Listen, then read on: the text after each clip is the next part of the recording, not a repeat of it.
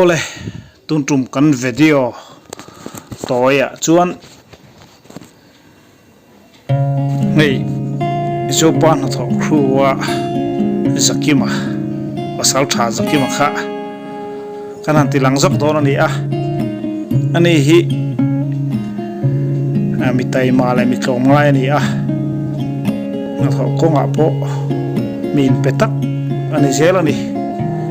chutiang chuni ma sela mi pui ma thu han soi tu em chunin zam alo na ve foini a hiam ni upakol thil ti khom na we me ruai tu an yang in som an ni chuta chuan shilo khauloin extempore speech thu soi turin an han som chu kan ni azam vena sakhop maya ali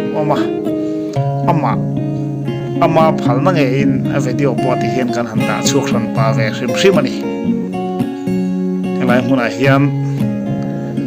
minute ni chung thu soina hun pe kan ni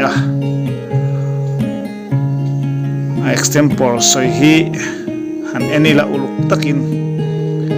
ake ataksa aku thleng hian na sa tak main khur zoi mai zam ve hle mai ni alain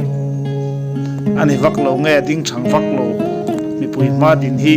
thil zam tak chu lo ni ve pa rang ani oni se in thir zel photeng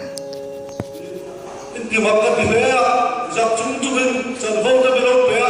a tin pe ba ding sa he lo ba khur lo ko chu ya pat ti lo thei box lo chim da min bam tat box ya soi ba ka sai zo thei lo ko ba aka du to we